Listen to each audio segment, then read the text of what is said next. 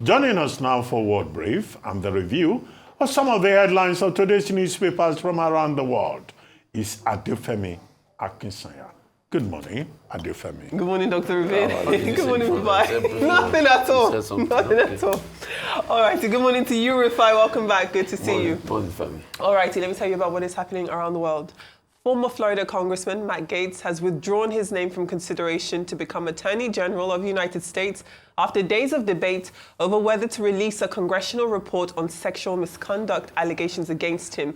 In a post released on X, Gaetz said that while he was honored by the nomination, he felt he was unfairly becoming a distraction. The shadow cast by the long-running investigation by a congressional ethics panel, which could not reach a majority on whether or not to release the report, was likely to face an uphill battle when it came time to be confirmed by the US Senate. Now, Trump accepted his withdrawal and hours later nominated Pam Bondi, former Florida Attorney General, as his pick for US Attorney General. Now, judges at the International Criminal Court have issued arrest warrants for Israel's Prime Minister Benjamin Netanyahu, his former Defense Minister Yoav Gallant, and also the military commander of Hamas, Mohammed Deif. Now, Israel has said that Deif was killed in an airstrike in Gaza in July, but the judges nevertheless said there were reasonable grounds the three men bore criminal responsibility for alleged war crimes and crimes against humanity during the war between Israel and Hamas. Now, both Israel and Hamas have rejected the allegations, but let's take a look at the charges. For Netanyahu and Gallant, they're charged with the war crime of starvation as a method of warfare and crimes against humanity such as murder, persecution, and other inhumane acts. Meanwhile, Mohammed Deif is charged with the crime against humanity of murder, extermination, torture, and rape, as well as other forms of sexual violence, and also war crimes of murder, cruel treatment, torture, taking hostages, and outrages upon personal dignity, also rape, and other forms of sexual violence. For clarity, the ICC is the court of last resort and is only supposed to act when domestic courts cannot or will not genuinely investigate or prosecute serious international crimes. Finally, on today's World Brief, a diplomatic crisis is brewing in the United Kingdom as British 18-year-old Marcus Fakana has been arrested and charged in Dubai after having sex with a 17-year-old British girl he met while both were on holiday in the Emirate. The parents of the girl, who has since turned 18 and returned to the United Kingdom after her holiday, are believed to be of Indian-British heritage. They allegedly found out about their daughter's relationship with Fakana before notifying authorities back in Dubai, where Fakana still was. And we do know that in Dubai there are very strict laws for sex out of wedlock, but it has recently legalized such relations for tourists. And nevertheless, Marcus's family have called on their local MP. Marcus's family are from Tottenham in North London, and their local MP is, of course, Foreign Secretary David Lammy, for his help as their son faces up to 20 years in prison. Those are our stories on the World Brief this morning. So a couple of things. You could call me prophet of doom or anything. Like I predicted, I knew this Trump cabinet was going to unravel. Oh.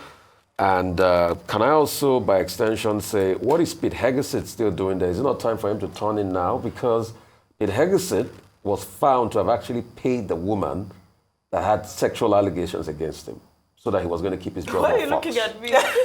Secondly, there's another guy called Sean Duffy there, the transport secretary. There's that too. You remember the MTV tapes of his activities back in the days and his very, very intense libido. The president himself has quite a lucid past as well. And the president himself quite has lucid past. So, I mean, we knew it was going to happen. Matt Gaetz was saying he did this because he didn't want it to be a distraction. And obviously it was becoming a distraction because on the parliamentary committee as regards releasing the report of his investigation, they were really divided. I think it was split at 5-5 on the parliamentary committee across both the Democrat and the Republican that sat on that committee. So we knew it was going to happen, and it was the high road for him. But putting in also Pam Bondi in there, I should say Pam looks very good for 59. Does she? She looks very good for 59. I should say that. But she's also an election denier. She served on the Trump team. You know, she was Trump's counsel. She fought the impeachment against Trump. She also, fought many of the allegations against Trump and all of that. She's been a loyalist, that he's been looking for ways to reward in this last couple of years. So it's finally giving her something. And let's just see how all of this pans out. But like I said, that cabinet was always are very suspect. I mean, I didn't think we'd be seeing withdrawals so soon. I did want to get to the and as Senate regards hearings. the war crimes, the iffy part for me, the part that is not clear for me is Italy and the Netherlands have said if they see these people on their soil, like Netanyahu, they will effect it. How quickly will they do that? Britain too. Keir Starmer said he'd do the Britain same. too says they're going to do the same, but America definitely is not a signatory to the ICC. But you also remember the case of Omar al-Bashir, that after he went, to South Africa was signatory, they couldn't effect it. Even when Putin went to Mongolia couldn't effect it. So it's also a diplomatic thing, but it's a very good one as a welcome development for the world. Thank you, Rufai. Yeah, absolutely. I think it's more of a sort of a diplomatic victory than anything else, because we know, I'll say it the way Gen Zs would say it, it's really just vibes. Nobody's going to arrest him unless there's a change of government, more than likely in Israel, and you have that extreme case where his own authorities will hand him over as what they did to Slobodan Milosevic. But generally, it's just, it's more like a travel sanction where he's now going to have to think twice before he travels anywhere internationally. Very quickly to the United States.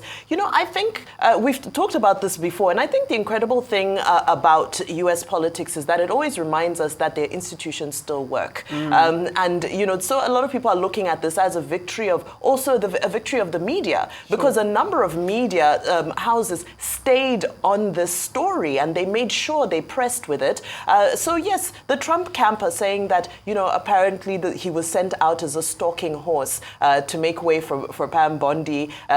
Who knows, this is what they're saying. But however, Matt Gaetz Trump was Trump fought really hard to keep the findings of that report quiet. Right? never work. But Matt Gaetz also is not the most popular Republican. We know that he was very vocal when Kevin McCarthy was removed as being House Speaker. So amongst Republicans as well. Yes. So amongst Republicans, he's also not a very popular guy. But however, for me, I think the key takeaway is the fact that the institutions still work, which means that Donald Trump cannot be a dictator, and the Congress will be able to check him. The media will be able to check him. So I think it's a positive development and a reminder that institutions work, and we always have to make sure our institutions are well protected. Okay, let's start with the arrest warrant issued by the ICC for Benjamin Netanyahu, Prime Minister of Israel, Yoav Gallant,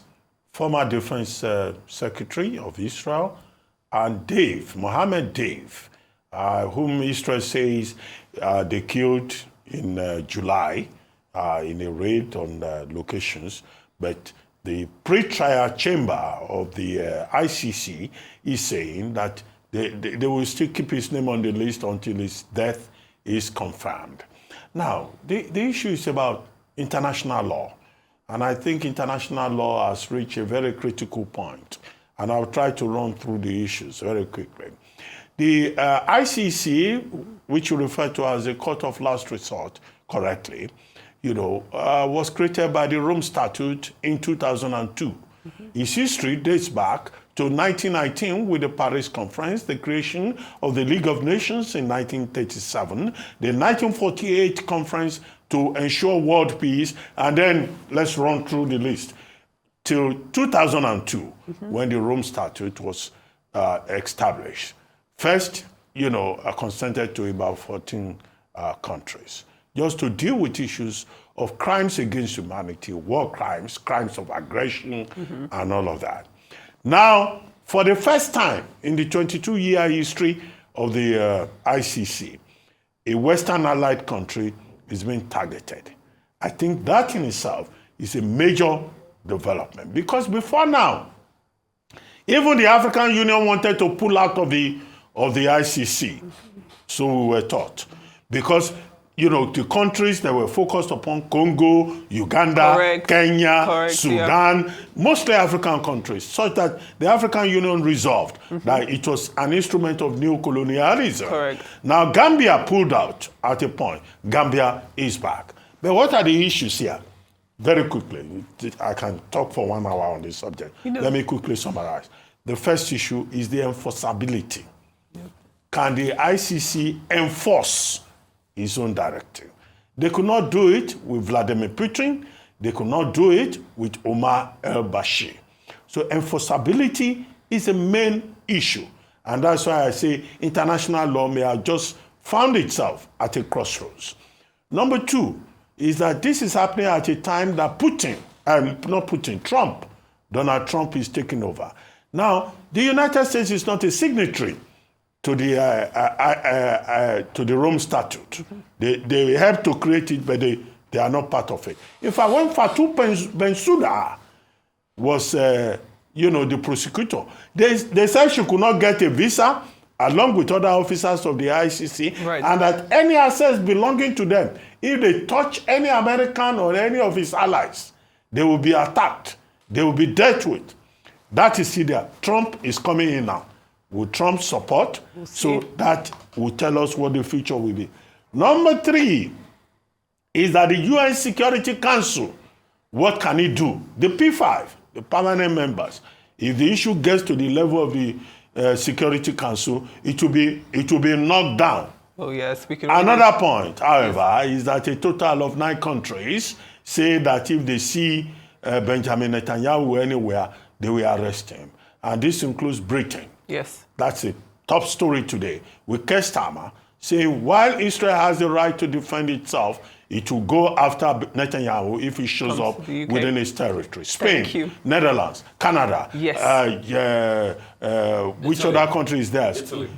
Italy is also part of that list, and also Switzerland. Yes. These are the countries that have said so. But can they carry out the We'll threat? have to wait and see. Finally, Thank you. very finally, what was the other issue you raised? About Gates. Mike Gates, Yes, he had no issue. Last week, he withdrew from the House of Reps to prevent an ethics committee report that would have been submitted today. But that is over now. Yes. He has pulled out.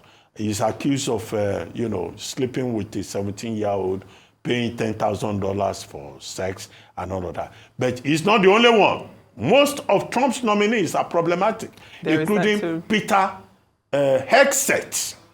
Yes. Peter Hegseth, that's his name. That's it. But Trump thinks he can do anything. Since now is the world of Trump. All righty. Thank you very much for your comments. Let's move on to the newspapers now. And we begin in Nigeria with the front cover of This Day newspaper. This Day leads with President Tinubu telling the International Monetary Fund that the reforms of his government are bearing positive results. Now, Tinubu gave this assurance during a meeting with Managing Director of the IMF, Kristalina Georgieva. He talked about education, tax reforms being amongst the presidency's top priorities. But there has traditionally been pushback to IMF involvement in developing countries, especially during these trying economic times with very, very costly loans. Moving on to the New Telegraph and the Daily Sun, both report on the House of Representatives rejecting the second reading of a bill to provide a single 6-year term for presidents and governors. The bills, which was sponsored by Representative Ikenga Imo Ugochinyere and 33 others, was rejected at plenary earlier this week on Thursday. The bill also sought to provide that all elections should be held on the same day, as well as other provisions. Meanwhile, The Punch reports on the blowback following comments from the Arewa Consultative Forum criticizing President Tinubu. In response, the ACF has suspended its chairman, Maman Osman, for his so-called unauthorized comments. Now, despite his ousting, the ACF in a statement still insists the interests of the North would be best represented by Northerners, but social political group for the Yoruba population, Afenifere, as well as Ohaneze Indigo, both have backed President Tinubu, saying that his predecessor, Muhammadu Buhari, laid the marker for the hardship that we are currently facing in the country. Now, both The Guardian and the Daily Trust report on the Nigerian military calling for the extradition of Simon Ekpa, who's the leader of a faction of IPOB. He was detained by Finland's Bureau of Investigation for spreading terrorist propaganda on social media. The Nigerian government accuses Ekpa of leading violent pro-Biafra secessionist campaigns in the southeast, which has led to the loss of several lives and the crippling of the economy in that region. To African papers now, and South Africa's The Citizen leads with black wealth growing. According to research from the University of South Africa, the African black population group possesses almost 60% of the value of total household wealth and 2/3 of the value of household assets in South Africa, data which has reportedly shocked economists in the country. And to the United Kingdom, protesting farmers may have just gotten that bit angrier. Let's take a look at the Daily Express, which reports that the government has committed £334 £5 million in aid for overseas agricultural projects despite inheritance tax grab at home. And as we discussed yesterday, the Adani Group, if we look at the paper, I think it's Kenya's book front page this morning, we do know that President William Ruto has, during his State of Union address, has ordered the cancellation of 2 multi-billion deals involving the Adani Group. And then lastly, if we go back to our UK papers, the UK Guardian reports that there could be an inheritance tax partial U-turn on inheritance tax, where farm owners who are aged 80 and over can hand down their farm without incurring the tax. Not confirmed yet, though. I mean, it's a good one. It shows protest work. And let me merge the UK story and really adhere to a very interesting character. John Prescott passed at the age of 86. And if you know John Prescott, you know John Prescott. But it's a good one. It shows that protests work. I was in Kenya when those airport protests happened as regards the Adani Group, and people says, they don't want this. They don't want the Adani Group to come and interfere in how the airports in Kenya have been run and all of that, and a couple of other deals. And also the farmers' inheritance taxes. Jerry Clarkson was there with them protesting yesterday. So if they in a designer coat, nevertheless. Yeah. So if they make if they make little tweaks to it, I mean, it's a good one that protests do work and work and things like that. Thank you. Interesting story from South Africa saying black wealth is growing. I had to quickly go and read that story because I needed to understand, because I know a lot of black South Africans would probably disagree with this headline. So as much as black wealth is growing, and they're saying that black people now own about 60% of household assets, it also goes on to say that black people now also account for 60% of debt. This is what reminds me about, this is one of the things that made coming to Nigeria very attractive for me. Because in South Africa, you live in a cycle of debt, right? You're paying off your mortgage, you're paying off your car payment, you're paying off you can even have, your store card to be paying off your groceries a little bit at a time every month, if you so wish to do so. Yes, they say that's how developed economies work.